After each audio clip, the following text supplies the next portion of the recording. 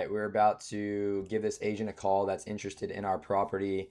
We actually had it as a rental property, but we're selling it owner finance on a wrap, meaning we have a mortgage that we purchased it subject to at like a 3% interest rate. We actually just renovated it. Pretty nice little house in North Houston.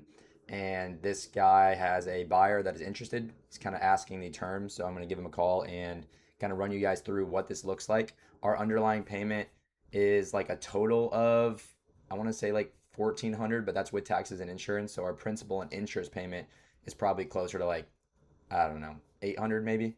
It could be even lower, like 700. And so if you go to this mortgage calculator at the bottom, that's what I'm going to be running through to show him what we're offering, which is 10% down, 8% interest.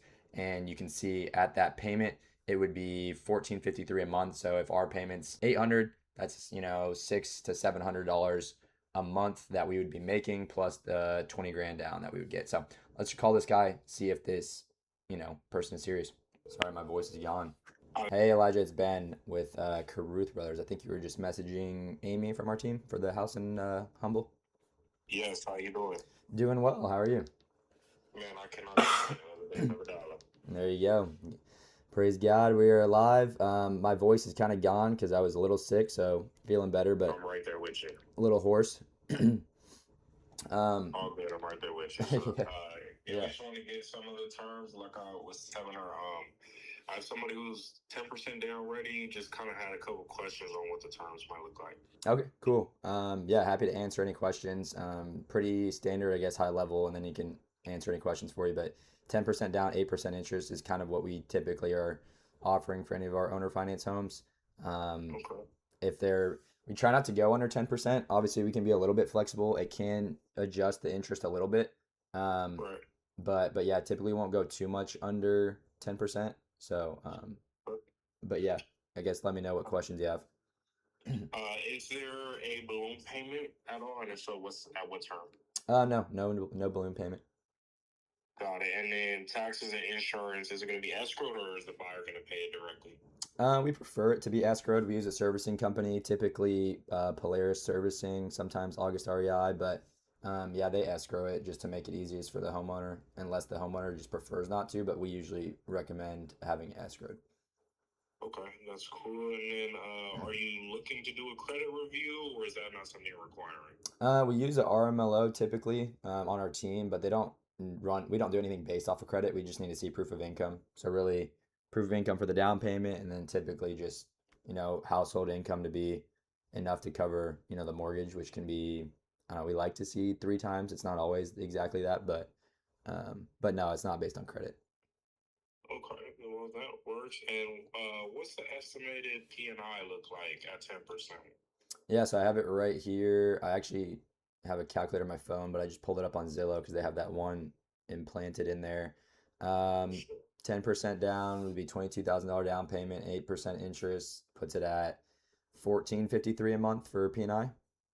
And then our property taxes last year without it being homesteaded was 1,700 a year, which seems a little low. I'm trying to see. No, that's about accurate because I'm trying to see here. It'll probably go up a little from that because For sure.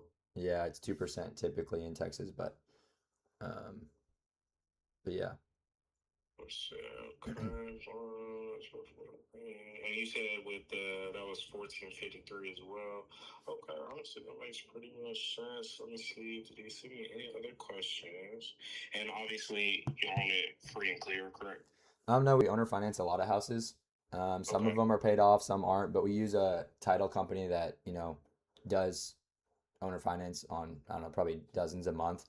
So yeah, they do promissory note, all the paperwork needed, whether it's paid off or has existing note, but it's just a wraparound financing. Have you dealt with wraps before? Yes, I have. Okay. That makes sense. Yep. Okay. Cool. Honestly, that's all my questions, boss. I'm gonna go ahead and shoot this over to him.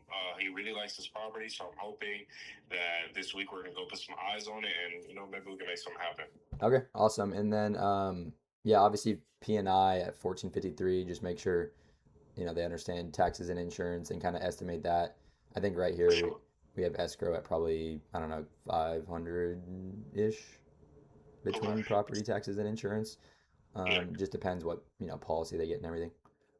for sure. Say no more. I appreciate you giving me a call and giving me this information, boss. Cool. You guys, let me know if you guys are when you want to walk it, and keep me posted.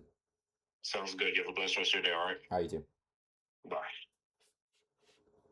too. Pretty straight to the point, but what we look at right here is breaking down owner finance property. So if our underlying note with our mortgage, he asked about that, is the house paid off? Just kind of wasn't a big deal to me. It's usually not a big deal to them. A lot of people just want to see that you've done it before.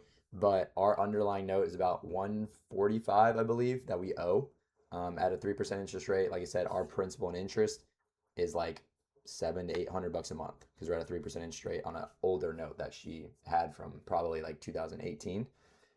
So if we sell this at 220, go back to this mortgage calculator, and where was it? That would put their underlying principal after they put the down payment close to 200, right? So not only are we getting the $22,000 down payment, we're making the 700 bucks a month, but we also have this $60,000 gap in equity. So the moment that this new buyer would sell the house or refinance, we get paid the difference between our notes. So this is when you can really get into the weeds. But if you look at our note, what started in 2018, and it's at a 3% interest rate, it's going to get paid down much faster. More of it's going to principal, and it's going to get paid down. So that 140 is going to turn into 100 a lot sooner than their 200 is going to turn into, over the next 10 years. It's going to take a while to get paid down. So when our note, let's say this homeowner goes and buys this house and then they go sell it in 10 years, they might owe, let's just say 180 still on that note, or maybe 170. But ours will probably be closer to like 90,000.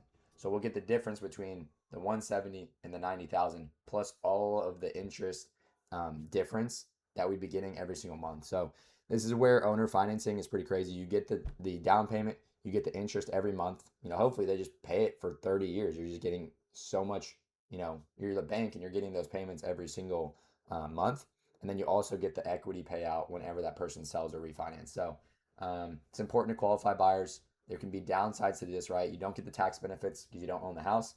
And really, you got to make sure a buyer's qualified, because we've had one of these wraps go poorly, and it's because we really didn't get a super qualified buyer. So they gave us a down payment. We were making like over $1,000 a month, but he quickly had something go wrong and he didn't have the money saved up or the income.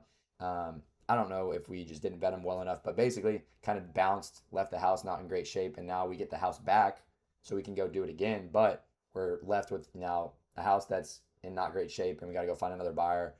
We got to pay for the mortgage and all the repairs. So it's important to use the RMLO, which is just a registered mortgage loan officer, to qualify them based on income. It doesn't necessarily matter so much about credit. We want to make sure they have the income to pay for this. It's typically buyers that have good jobs, or not W-2, but like contract workers, 1099, self-employed, and they have cash, they have income, but they don't have the credit. So hopefully this makes sense. These are super lucrative deals that you guys can take advantage of.